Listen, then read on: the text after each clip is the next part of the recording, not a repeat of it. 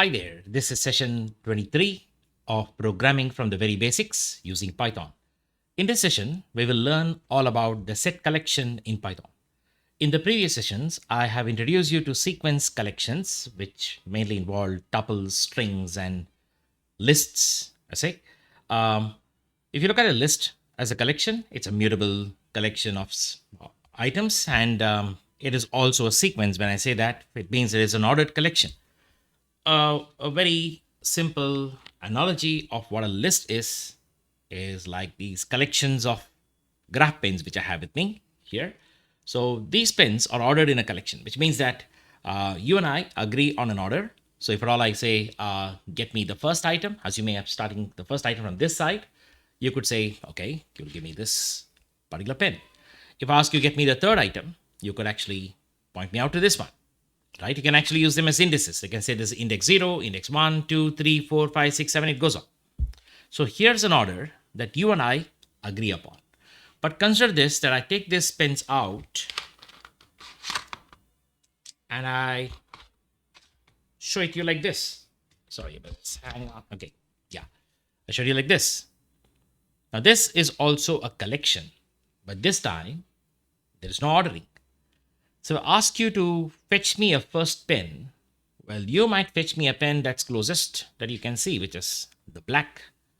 But what I see as a first pen is a blue pen, which is here, a sky blue or a light blue pen that I have here, which means that you and I will not be able to agree on an order of this kind of a collection. A collection like this in Python is represented as a set. So if you are to define what a set is, a set, I'll just put a mark down here, a set is an unordered collection of unique hashable items. That's a truest definition of a set. Now, you ask me, of course, we saw that the collections are ordered. It also has to be unique.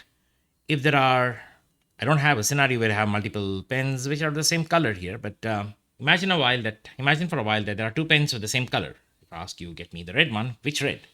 It's confusing, right? So a set is designed to be working like the mathematical sets, which would have learned in math, maybe in schooling. So you would have heard about set and set theory. So it's a data structure that represents that, where every items are guaranteed to be unique. And in order to guarantee uniqueness of an item, Python has to compare them. And the best way to compare is by using hashability. I talked about immutability in one of the previous sessions when I talked about tuple. And now is the time that I talk about what you mean by hashable objects. Now, all immutable objects, not all, most of the immutable objects, I would say, can also be called as hashable objects if they have a hash function implemented in them. So I'll show you what that means. Let's consider a fact, like say I have two strings. As a simple example, let's say I have a string. This is a test string. Sorry, I need to select the kernel here. Hang on one moment, please. Yeah. So this is one string. This is yet another string, but with the similar data. The values of the strings are identical. When you create strings like these, which are multi-word, they end up creating two string objects. We learned about word string optimization or word string interns in the earlier sessions, right? But now I'm just trying to show you that these are two different strings because there are spaces inside them. As a proof, I can actually try to print ID of A and ID of B, and you can very well see that the IDs are not the same, they are different. This shows there are two different string objects allocated in memory, both of them though having similar values. In case I want to compare the strings, well, there is one comparison that is obviously the is operator, which is going to be false. And I guess you know what is operator does. What does it do? Well, it checks whether both A and B refer to the same string object, which is not the case here because their IDs are different. They're two different string objects. But if you want to compare objects by values, I would have told you that you could use A double equal to B here. And it shows up true because the strings are identical in their contents. So their values are same. Now, if you look at the implementation of the equality, the value equality operator here, how does it work? Well, if it's a number, it's pretty straightforward. You can just load one number in a register, another number in the register, and let the CPU use a compare instruction and compare them. It's pretty straightforward. It could be optimized, considering the fact the number is small, that can fit into a CPU register. But if it's got to do with a string, it cannot be that simple. Well, for comparing two strings, you need to check character by character. So which means that you need to check whether the first character of the string matches with the first character of the next second string, second character of the second character, third with third, fourth with fourth, and goes on all the way to the end. This is how comparisons are done. If you use the string compare function in, let's say, the C standard library, the strcmp it's called as. So it's going to do character by character comparison. Checks whether first two characters are identical, second characters, third characters, fourth characters, fifth characters. It goes on till the end. The moment it finds one of those characters don't match at a particular index, it stops right there. So in order to confirm that the strings are identical, you need to walk through the entire string. Now this string is small. It's just got a few characters. But imagine there are two big strings that's got, let's say, about thousands of characters. Maybe I have a huge passage in a string, and I have another string which is almost identical. How do I verify that they both are actually having similar data? So comparison can take more time because you're going to have some kind of a loop. We'll not be writing the loop, but the implementation of equality might have some kind of a internal algorithm that does that iterative comparison of characters. So this is where we talk about performance complexity. If you know about performance complexity, it means that you can specify how much time that is taken by the CPU to perform certain activity in a very abstract manner. And this abstraction is also called as a big O notation. Big O notation. We call that O is for order. So we say order of n in this case. We say ON or O of n, right? So the comparisons we could say, is it O of n? O of n means that based on the length of the string, the comparisons can take longer. This is like a linear growth, right? So if at all I have a 10 character strings which I want to compare, it will take 10 iterations. If I have 100 character strings, it'll take 100 iterations. If I have 1,000 character string, it'll take 1,000 iterations. It's a linear growth, right? So the time taken will grow linearly based on the length of the string.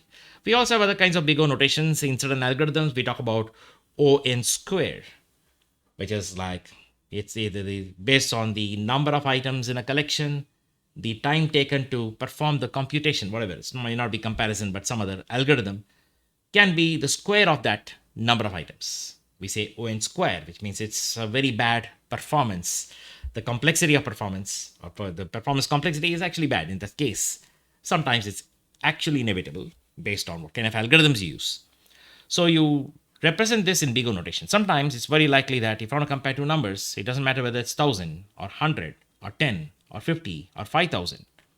It's going to take the same time. It doesn't matter what the value of the numbers are. To compare numbers, it's constant. It's constant, right? And this constant time that it takes to compare two values is expressed as O of 1. Or sometimes people might be more accurately telling O of C. That's constant amortized time. For certain data structures, they use that term. So when it comes to this, putting in layman's terms, the larger the string, the more time it would have to take to verify the two strings are identical. That's what it is, right? But actually, in Python, that is not so. What really happens in Python is, it doesn't matter whether you have a 10 character string or a million character string, comparisons are generally done in constant time. How does it happen? Well, strings are immutable. That means once you create a string, there's no way to change the contents. So because of this nature, when strings are being constructed, a checksum is computed based on its contents. What's a checksum? It's a single value which will change if there's any change in the actual data. Any minute change in the data, the value that is there will change. There are different kinds of checksumming algorithms. We also call them as hashing algorithms. We call them as a hash code. So if at all you want to compute the hash code of these two strings, you can actually verify them by using hash of A and hash of B.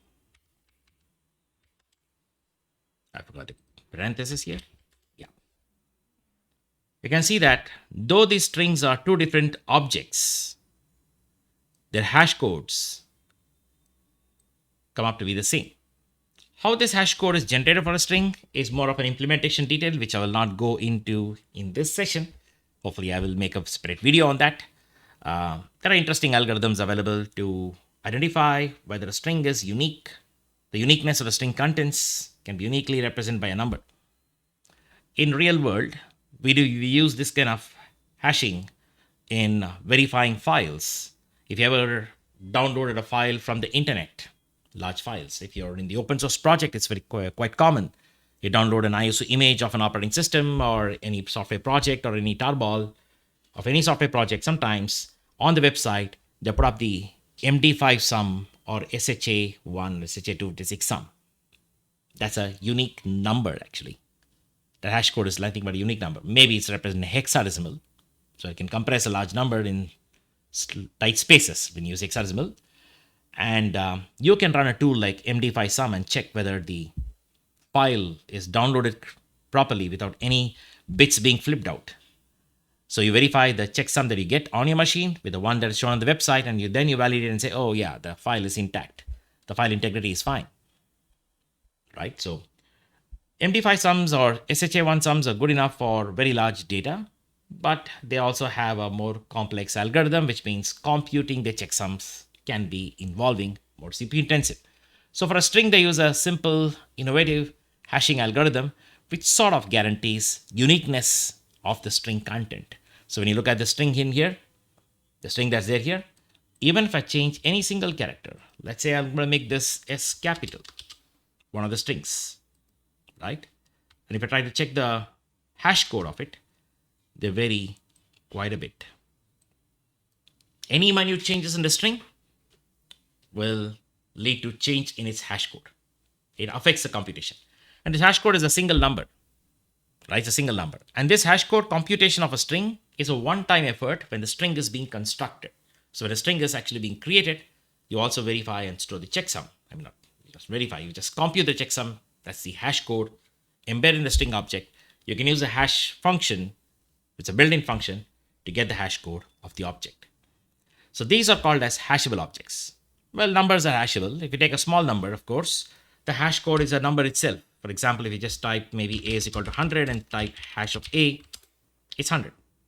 As long as the number can be expressed within the CPU register width, maybe it's small enough to be lesser than 64-bit value, then I think the hash code would be generally that value itself. Try 10,000, hash code is 10,000. Try 100,000, hash code is same. Add a few more zeros, hash code is still same because these numbers can be represented in a 64-bit register.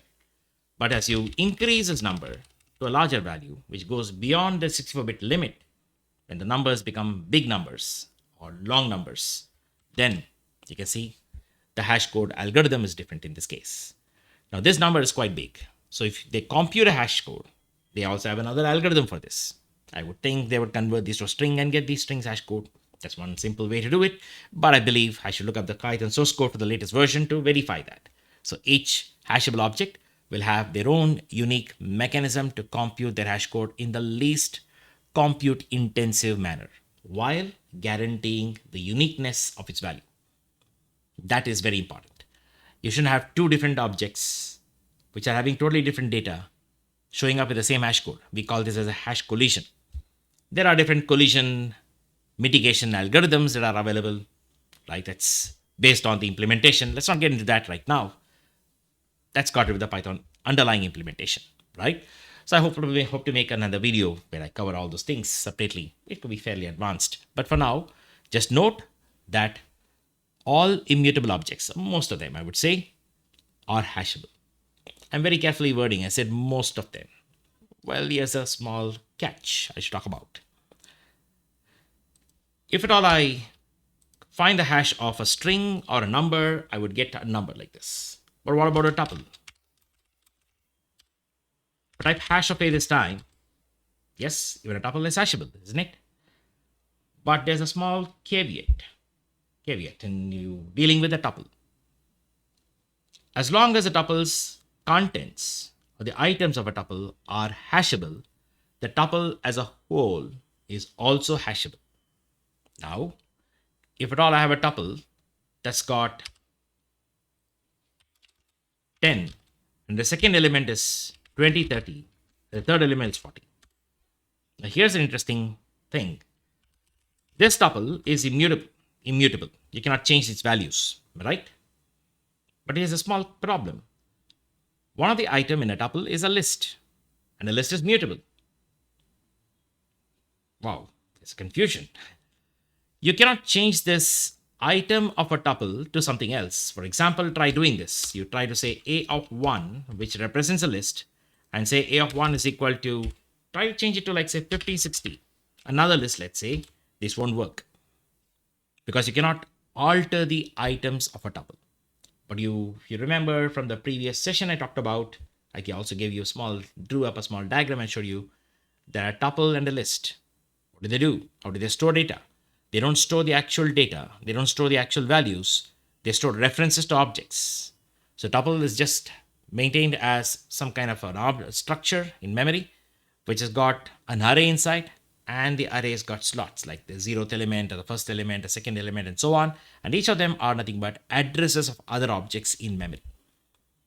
The 0th index of a tuple technically internally stores the address of 10. And what about the second one? That is the index 1. It stores the address of a list, which is mutable. You cannot change the tuple, but you can change the list that's there in a tuple. Now, though a tuple is immutable, the list inside a tuple is not. So you could do this. Rather, I'll just print a for now. And I can try a of 1, which is a list. What if I say a of 1 of 0 equals 100?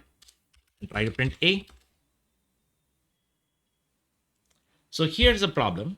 You cannot guarantee the uniqueness of all the values in a tuple at this moment, because the value of a tuple is also based on the value of a list inside a tuple, right? Because it's part of it.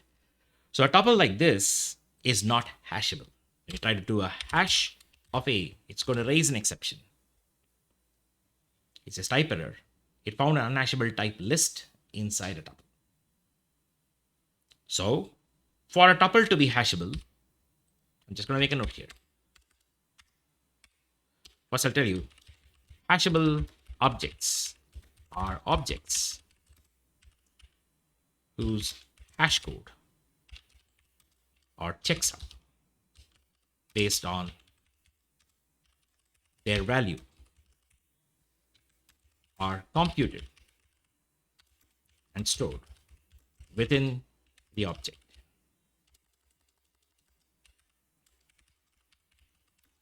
When they are constructed or when they are created, let's say.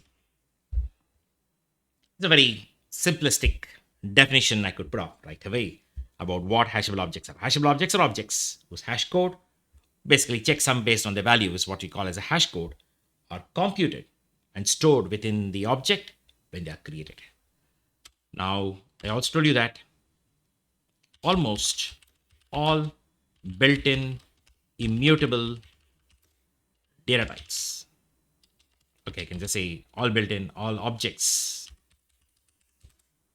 of built-in immutable data types are immutable. However,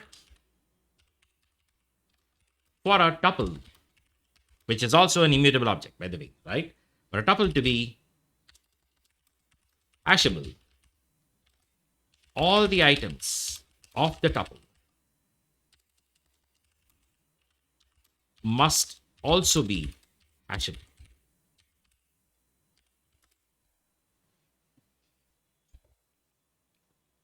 These are some important points you should know. If you create a tuple of just numbers, or you create a tuple of just strings, or a mixture of numbers and strings, a tuple will definitely be hashable. But if you have a mutable object in a tuple, which could be a dictionary is mutable, by the way, a set is also mutable, or if you have a list, then the entire tuple is not hashable. By the way, even byte array is also a mutable object, so that is also not hashable. Bytes and strings are hashable, but byte array is not. The moment you can change the ingredients of an object, you can assume that that object is not going to be hashable object. Now, having told you about hashable objects, now let's come back to the set. I told you a set is a unordered collection of unique hashable objects. How do you create a set? There are three basic ways to create a set, just like we learned with a list and also a tuple. The first one is obviously the literal notation, which made its way from Python 3, by the way. If you've been using Python before Python 3, there was no literal notation for a set. They came out with it. They innovatively came out with a way to represent a set literally, which led to some part of confusion, which I'll discuss. So you could now create a set using curly braces. In early days of Python, you use curly braces only for creating dictionaries. If you want to literally represent a dictionary, then you represent them in curly braces with key value pairs, right? But now they realize, oh, what if I use curly braces and I just have comma separated items? That would create a set. So this is what it is. You say 10, 20, 30, 40, 50, 60, 70. You try to print A. You can see that a set is unordered. In what order you try to store these items in the set when you create them, that order is not maintained. Some of you might think the order is randomized. It is not randomized. A very simple or simplistic analogy at this moment, I can tell you. I'll not go deep into the internals, but very high level. May not be 100% accurate in its real implementation. Just trying to tell you how a set is generally implemented. There are two primary implementations set. There could be many, but two of them are very popular. One of them is a tree set, another one is a hash set.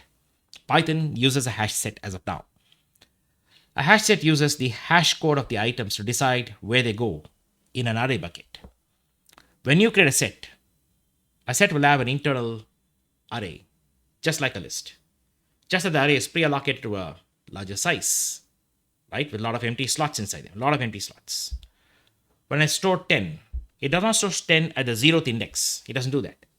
But rather it computes the hash code of 10 and using some kind of an algorithm, it finds out a free slot in that bucket, that array bucket I call it. It's a bin, I would say. Finds a free slot and places there. It's like, think about it, like you have a basket in front of you and you're just throwing stuff inside there. Maybe throwing some balls inside there. You can't be very sure where it goes. The ball just find the free place, free slot in there and just settle there. Right? That's how it is. So you just throw 10, it occupies one place. You throw 20, based on an internal algorithm, it occupies another place. You throw 30, some other place, and the order is not guaranteed by us. There's an internal algorithm that decides the place based on the hash code of the object, right? That's how it is. That's the reason why it's unordered. And you can't have two objects going on the same place. And that means two objects will end up in the same place if they end up having the same hash code.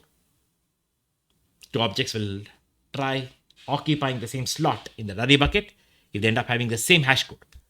And that's the reason why a set expects items to be unique. If at all you have to try to repeat numbers in here, let's say I'm going to repeat, let's say 10 a couple of times here. Let me repeat, let's say 30 a couple of times. And let's go ahead and repeat 50 a couple of times and add 70, 60. You can see I'm repeating all these numbers multiple times, right? Though I try to create a set that's long with a lot of repeated elements, the moment you try to construct it, you only have unique items. So one primary use case of a set where people would tell you that it's a normal thing that if at all you want to maintain a collection of unique items, I think it's easy to just construct a set. The items are guaranteed to be unique. No duplicate items would exist in a set collection. And that's one primary use case. Of course, you shouldn't be worried about order there, right? So this is a literal notation of a set. You can also construct a set using the constructor expression. And this was the only way to create a set back in the days in the Python 2 era. From Python 3 onwards, they introduced this literal syntax, but in Python 2 days, you could actually create a set by using set constructor, but what you pass to it would be an iterable. So maybe I can pass a list this time, which might look very orderly. And the moment I create a set out of it, it becomes unordered as usual, like you can see here. Now, this is one of the ways to create a set. And of course, the third way to create a set is, as you might have guessed, the comprehension using set comprehension. The comprehension expressions have become so generic in Python, the recent versions of it, I would say. When I say recent, it's not really recent, from Python 2.6 or 2.7 perhaps, around that time, right? That you can construct almost every built-in collections using comprehension expression. Either some of them use literal notation, like list you can use square brackets, but for even for tuple you need tuple constructor. Set you can use literal notation. I could say A is equal to V into V for V in range of 10. This creates a set of squares of numbers from 0 to 9, but the resultant set might not be in order. If you have any other algorithm which will sort of make it a little unique or so on, then maybe not unique, I mean say try using the algorithm. The result of it will be anyway maintained in unique manner here based on the comprehension. There are many ways you can use comprehension. Maybe you want to apply a comprehension expression, but you believe the result of that comprehension, whatever you use in expression here, might result in duplicate items, but you want to make them unique. Maybe you can use set comprehension rather than list comprehension in your use case. So you can see this is a result of comprehension. You can also apply a filter. You can put a filter in here by using if and add some if clause, right? So all these works. You can also get a set from range object.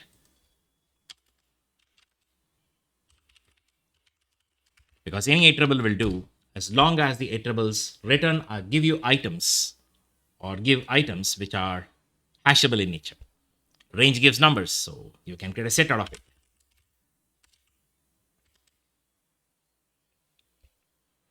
It's a little peculiar when I looked at range here. When I say set of range of 10, the elements always seem to be in order.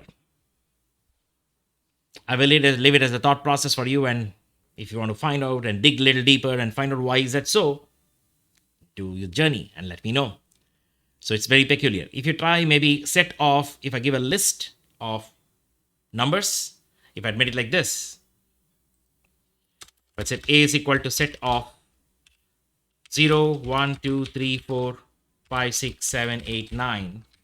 And if I try to print A, oh, this is ordered. Sorry, I think I have to give a larger range then. Let's say range of 10 to 100.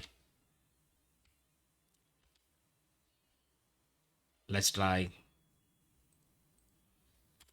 A is equal to list of range of 10 to 100. You can see the pattern. If the elements are having a step value of 1, right, you can see the behavior right here. It looks very much orderly because step value is 1, right?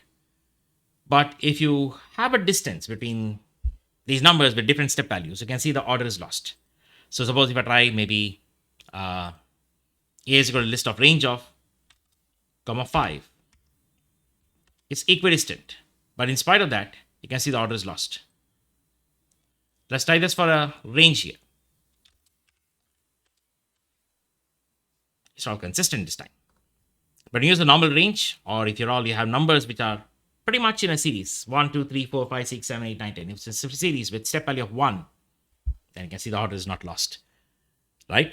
So there's some optimization within a set. So I'll leave it as thought process for you to go back and study further. There's a lot of things going on there, okay? So let's move on. So now coming back, I told you one of the things is set items are unique. Now, can you create a set with set like this? Can I say A is equal to, create a set where I can just say hello and then 34, then maybe a couple of numbers like this and true and none object, and maybe I could use 4.5 and world. A set is heterogeneous. So if you try to print this, it has no issues. It creates a set. Of course, the order is not predictable. Now, however, if you try to create a set with any one of the item that is not hashable, like you have a list here, let's add a list somewhere in midst. I just put something like, say, 2, 3, and 4 as a list. I just have one list inside.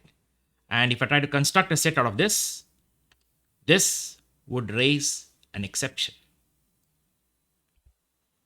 As I told you, a set is an unordered collection of unique hashable items. So every item in a set must be hashable. It's a proof to show you that. If any item that you try to add to a set which is not hashable, like a list, it's a mutable object, it's not going to work. Strangely, a set is mutable. A set is mutable. A set itself is not hashable, which means you cannot have a set inside a set. So if at all you try doing this, try to say A is equal to open curly brace 10, 20, open curly brace one more time and say 30, 40, and 50. Strange, right?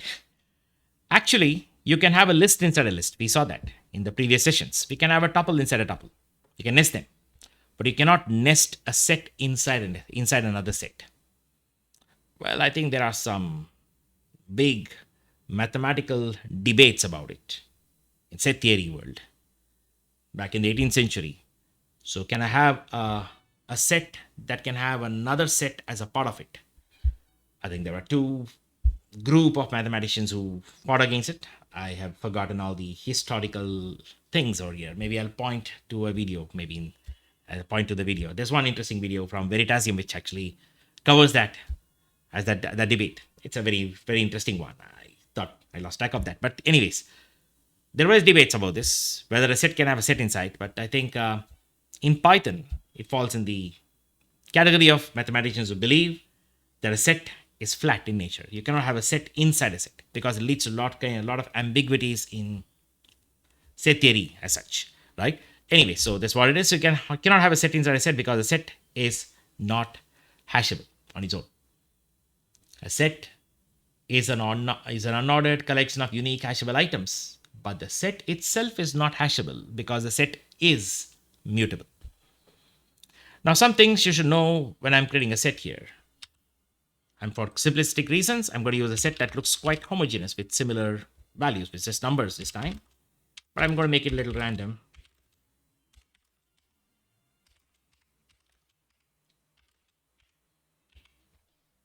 All right. So I'll print A. Yeah, it's a set indeed. You cannot access elements in a set using subscript operator. So you cannot do this. You cannot try A of 0. A set is not subscriptable. You can see the error there. It shows type error. Set object is not subscriptable. You can store elements in a set. You can represent their collection, but you cannot access elements based on their index because it's ambiguous. You can't say what is 0. What do you think? What do you think what 0 would be? You will think the number that you store, like 45, but in Python, I think 32 comes first there, right? It's ambiguous. So you cannot do subscripting operations that includes getting an item, setting an item, or slicing operations, dicing operations. All of these are not supported on a set collection. In summary, you can't use a square bracket operator along with the set object. Now, how do you access the items? You can only access the items by their values. You should know that they exist in a set. That's what you can do, right? Suppose I want to check whether an item exists in a set. Let's say I have a set which I created here.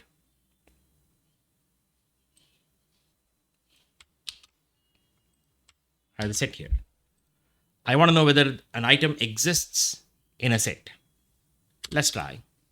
I can try maybe 78 in A. And it's true. Some people call this as a membership operator. Okay, that's a term used. But basically, I'm trying to check whether an item is there in a collection. So all collections support the in operator, right? So a set also supports it. So you can actually check whether an item is there in a set or not by using in, not in operators. Both work without a problem. You can also find out the length of the set say print 78 in A, I can say print len of A,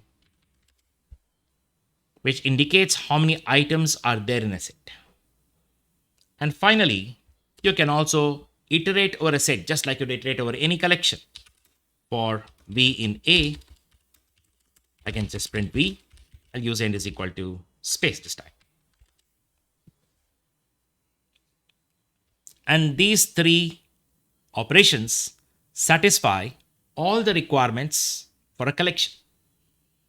In Python, if at all you want to verify whether an object is a collection, or you want to check whether if a given object is a collection, you check for three things. One, every collection must support the in operator, some way or the other. You should be able to check for existence of an item or a key in that collection, depending on what kind of collection it is. Substring in a string, item in a set, tuple, or a list, or key in a dictionary. The in operator is compulsory. Second, every collections will have length. If all I say len of an object and it raises an exception saying that so and so object has no len, then that is definitely not a collection. And the third one, obviously, is they must be iterable by using the for loop. You should be able to use a for loop and iterate over the items or the keys if it's a dictionary on this collection. A set satisfies all these three requirements, which is how we say this is a collection indeed. Just that it's a little different in its internal implementation of how it represents items when compared to sequence collections we saw so far, that is tuple or a list. Now, having told you that you can check the length of a set or check for elements in a set and iterability this way, now you might ask me, what's the real use of a set? Where do you use it? I'll show you some interesting things here. Let's consider about the in operator. Let's talk about the in operator. A set is a most optimal collection for searching items in them. Okay, so to demonstrate this, let me create a quite large list, a very large list, right? I'm just going to create a list. A is equal to list of range of 1000 this time. This is a 1000 element list. It just floods my screen with all these numbers. But anyways, there are 1000 numbers in it. I want to check whether a value 999 exists in this list. That's really the last item in this list. If you see that, if you say A of -1, the last item is 999. But if I want to go and check whether this item exists in the list, if I try to check for whether existence of 999 in A, it'll return true. But how does the in operator work for sequences? Consider a list here. How does it work for a list? If I ask whether 999 is there in the list, now 999 could be anywhere in the list. It's just that I know that I created a list in a very ordered manner, but Python does not know it. Python does not know that I created a list which is fully ordered. I could have scrambled it. Now, how does Python figure out whether this number exists in a list? It has to go iteratively checking the first item, verifying it is 999, second item is 999, third item is 999, fourth item is 999. It has to go all the way till the end to verify that the item exists. Actually, to verify the item does not exist, the worst scenario would be it has to go to the end of a list. Sometimes it is possible that 999 could be the fourth or fifth item in a list if it's shuffled across. Then once it finds it, it's stopped there. But worst scenario, to verify that, to confirm that an item does not exist, it has to traverse the entire list. That's what you see here. And this, in the big O notation, we call this as O of n complexity, because larger the list, more time it takes to search through the entire list to find out whether an item is found or not. You do it iteratively. First, check every single item, right from the beginning till the end. Now, I'm going to show you how much time it takes to do it. And as usual, I'm going to use the time it magic that's there here. So what I'll do right now is I'll create a list. I'll also create a set. I say B is equal to set of range of 1000. These both are of equal length. I told you create a set using range, right? So this works. And range gives all items which are numbers which are hashable and they are unique at this moment. So yes, both sizes will be the same in terms of how many items they represent. Now if I say percentage time it, 999 in A, that's on a list, and I'll also put percentage time it 999 in B. I'm going to run time it magic on two expressions, and let's see how much time it takes.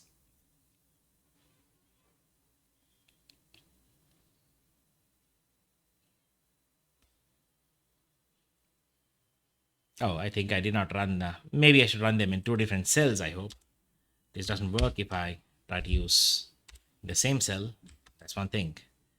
I need to also rerun this. Let me run this once and run this.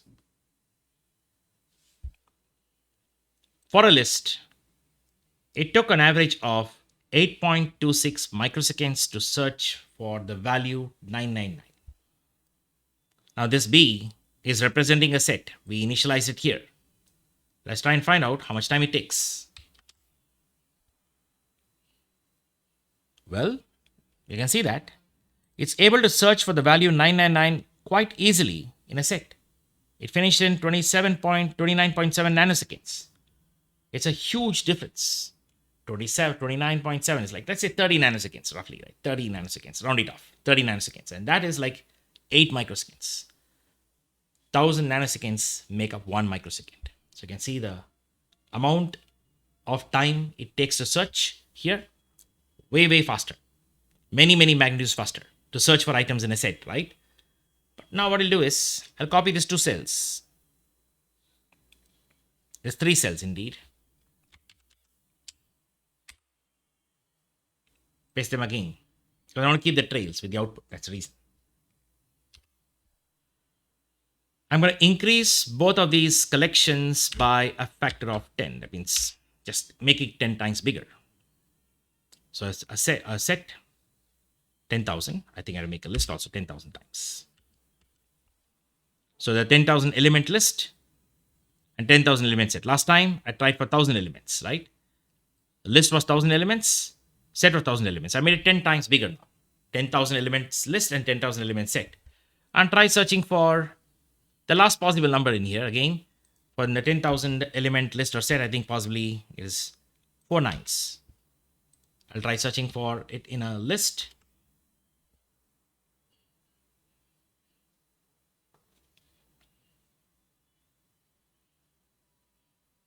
Well, oh, I didn't run this cell. Sorry. I did not execute the cell. You can see that the cell was not executed here. So it was running on the old one. So I'll rerun this cell. Make it 10,000 element list. Rerun this. I realized it took the same time. It shouldn't be.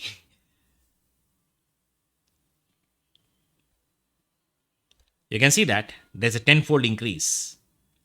On a list, earlier on a 1,000 item list, searching for an item in it, the worst complexity, an average was 8.26 microsecond.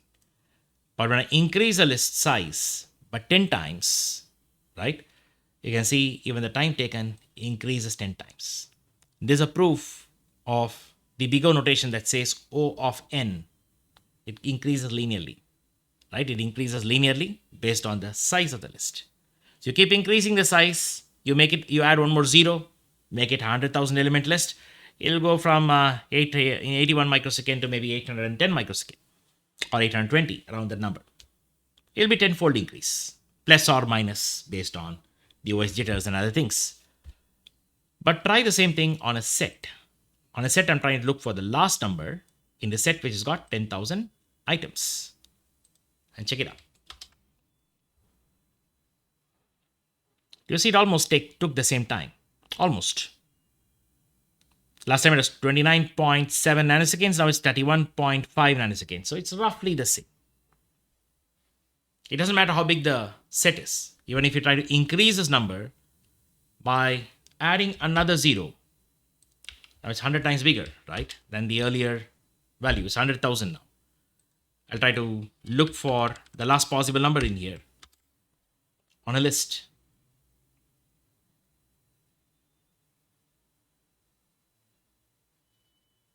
You can see that it actually got a little more slower. That's because of other operating system related jitters, perhaps. So it's possible. Though it's run a couple of times, you can see there's a lot of plus or minus here. The standard deviation is quite high, right? So roughly around 956 microseconds, give or take 40 microseconds, but still 10 times higher than the previous. So when it was a thousand element list, it took 8 microsecond, roughly around 8.2 microseconds or so.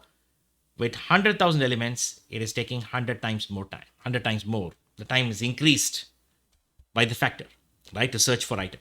But when you try it for a set, another 9 here, and try it on for a set, it's taking the same time.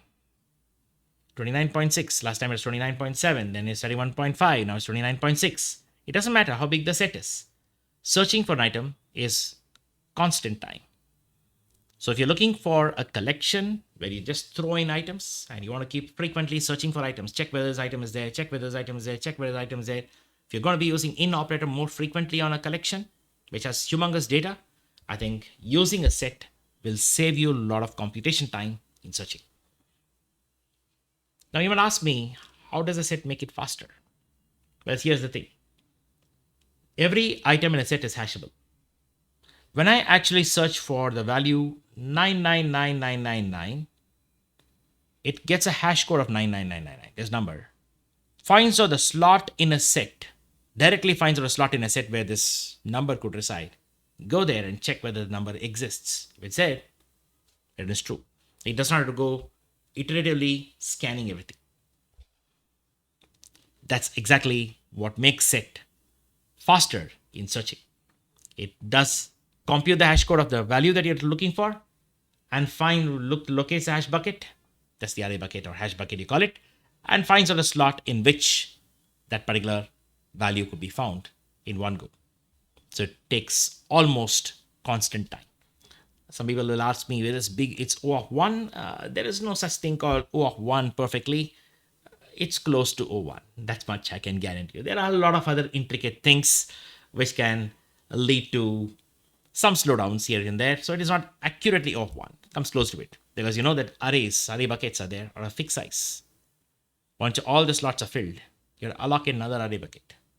So if you don't find the first one, you need to hop on the second one, right? So there could be some minute slowdown, but it's anyway many magnitudes faster than searching in a sequence.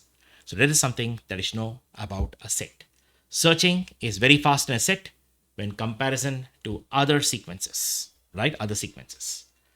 The next interesting aspect about a set and its common use case is comparing collections.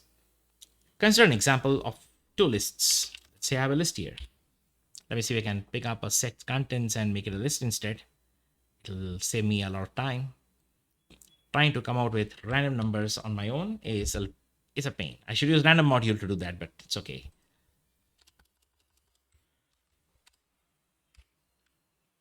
Let's say there's one list. It's a list right now because I use square brackets to create it. And now let's say I have another list, which is, it's numbers like say,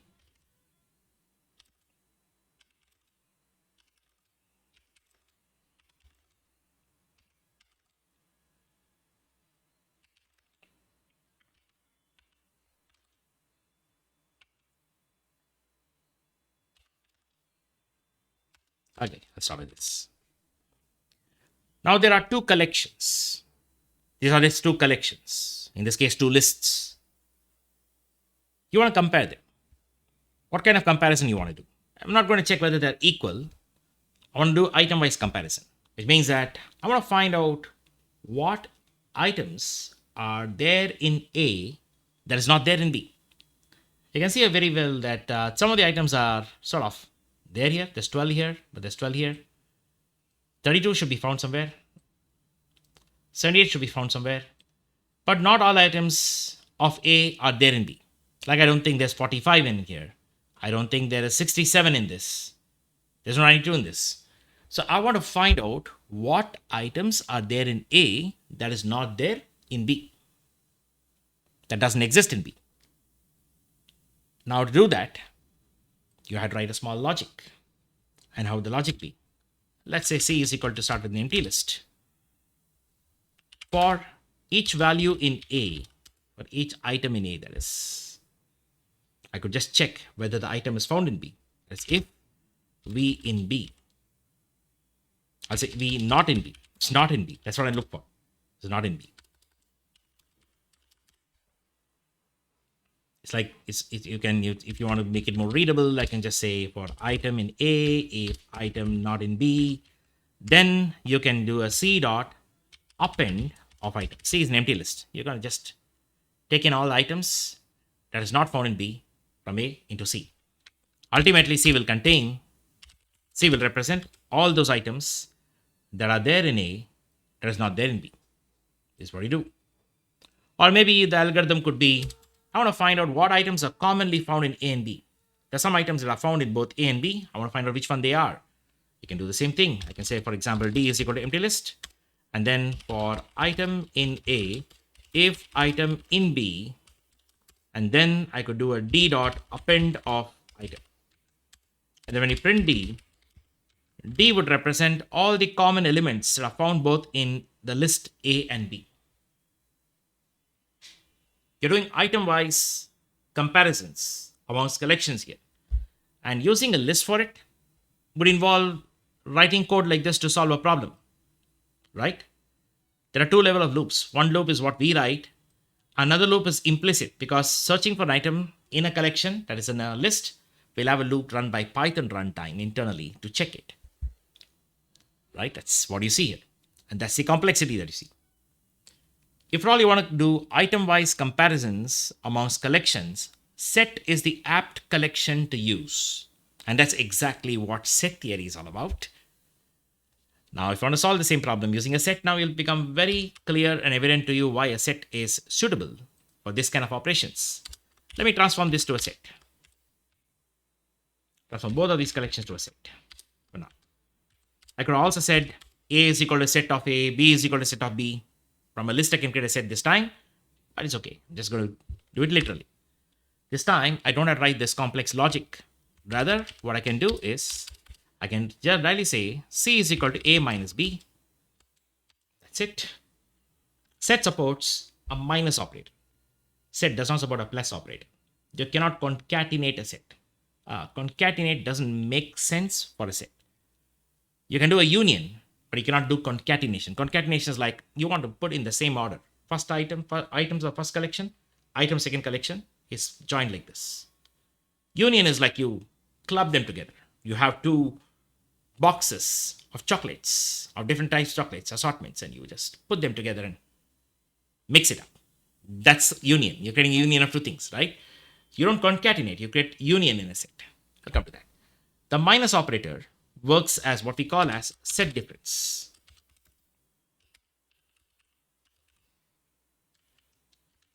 Let's look at this. You got the answer. These values that you see here are found exclusively in A and not found in B. What is there in A that's not there in B? That's what you get. Or maybe you could also do like this. Directly I'm going to use B minus A. It shows all the items that is there in B that is not found in A. It's also set difference. A has got some items that doesn't exist in B. B has got some items that is not there in A. You can find those differences by using set difference operation using the minus operator. This is also called a set difference and use both operands as set here. You could also do things like A intersection B. This is called as intersection. The ampersand acts like intersection of two sets. You know, a lot of set theory where you put two circles with numbers in it, and the intersection you can see they sort of combine, right? They sort of overlap. That's what it is. So the set intersection indicates all the items that are commonly found in A and B, and that will give you this answer. This is a set intersection. You can also create a union of these two sets by using A union B is done by using a pipe symbol in Python. You know, in mathematics, we used to use the union operator as some kind of a symbol, right? I think it's a U. It's like a big U symbol. We don't have that on the keyboard. Intersection is some other symbol, like you use the inverted U, I guess. You don't have it. So the workaround is ampersand for intersection, the bitwise OR for union. So you say A union B, set union. Let me keep this together. Set union, set difference. All of these are got to do with item-wise comparisons and giving you some results, right? So this is set difference.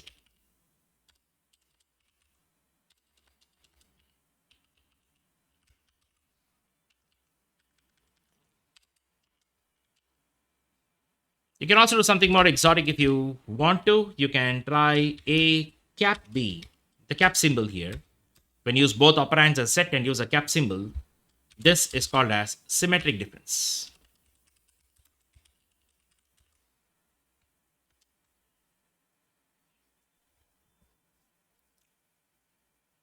This A minus B, this is B minus A, by the way.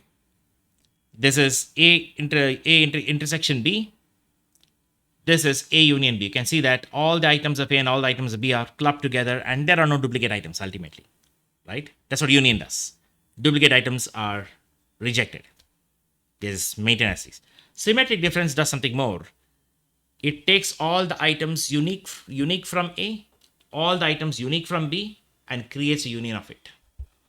So the symmetric difference is the same as this works similar to A union B minus A intersection B. I learned it in set theory if you did some math in schooling. So it's union minus intersection. The common elements of A and B are rejected. Only the unique elements of A and unique elements of B are brought in together. Common elements are rejected. So these are different operators, just simple operators in Python to work on set. When I actually encountered set in Python, I found them to be the most accessible implementation. I've seen in Ruby, they mashed up the set features into an array. Remember, I talked about Ruby yesterday a bit in the last, and I showed you why Ruby array has about, not why, I told you Ruby array had about 197 methods, where Python list had just about 11 methods, and Ruby had 197 methods. Out of the 197 methods, I think a couple of them represent operators. I should discount that. Maybe let's assume you drop the operators off, you'll still have 150 methods. Because you know why? All the set theory operations are implemented in the array. It's like they got the array and set merged up together. Python, they create a separation. List is an ordered collection. A set is an unordered collection, mainly meant for applying all these kind of set theory operations. Now, all these look very mathematical, and some of you might wonder, okay, they look sound very good for math, but where do I use it in real world? Consider a scenario where I'm building a test suite for running some tests in using Python. I run 2 iterations of tests. First iteration, second iteration. And I want to find out what tests have passed in the first iteration which didn't pass through in the second iteration. That's a set difference. I want to find out what tests have passed through both the iterations. That also is a set intersection. You see the example use cases here? Or maybe you're reading logs. You have 2 set of logs. Log from today, log from yesterday. It could be anything. It could be a security log or your system logs or whatever. I want to compare these 2 logs. I want to find out what log events were common in both the days. Set intersection. What log events were uniquely found today which was not encountered yesterday? Set difference. We do it even in e-commerce sites. If you look at a shopping cart in an e-commerce site, apply a lot of set theory when you actually hit the checkout button. The moment you go to any of these online shopping stores and purchase some products, maybe you went to Amazon or any of these companies, like any of these sites, like say Amazon, Flipkart, you name it, and you buy some products, it's all added into your cart. Finally, when you do a checkout, the backend has figured out which items of these there in the which items in the cart can apply a coupon or a discount, which items are currently in stock or which items have gone out of stock suddenly. So all these comparisons are best done using set theory. You can do with wonders. Otherwise, if you don't know it, you'll end up writing code like this. Reminiscent with a lot of projects I've seen in PHP. PHP did not have a set. I guess they introduced a set recently. I applied a lot of set related functions in the array itself, which is a bad design in mixing arrays and set, right? There are a lot of array functions in PHP, but in the very early days of PHP, when people did not know much about arrays, the developers will end up writing code like this. Take one list, take one array, walk through all the elements, check in the other array whether the element exists, and then they'll store that in another bucket. And you can avoid all that by using simple expressions in Python the moment you know how to use a set. These are all the things you should know are the basics of set and set operations. The next video or next session, I will talk about the set methods, what all you can do with the set. And then I will slowly progress to a dictionary and introduce you to dictionary, and you'll now see the difference or the relation between a set and a dictionary. That's an interesting one. A dictionary sort of extends a lot of features from a set. In fact, before Python 3.6, I would boldly say that the dictionary is merely an extension of a set. But Python 3.6 onwards, the implementation of dictionary has changed a bit. It no longer is unordered. I'll talk about that in the next video. But I'll go to the next level. I'll tell you about all the set methods you can perform, and then I will tell you about what all features, where all you can use sets, and then I will tell you how you can apply even set theory operations in a dictionary when I introduce you to dictionaries. Dictionaries, I think I'll be covering 2 more sessions. There's a lot of depth that I will be going into when I'm talking about dictionaries, which I believe is worth knowing for most programmers, right? I hope you found this video useful. As usual, if you do really like what I'm doing, if you really found value in all this content which I'm providing, do hit the like button so I know that I'm going on the right path. And if you're not subscribed to my channel, please do subscribe, and I will see you in the next one. Thank you very much.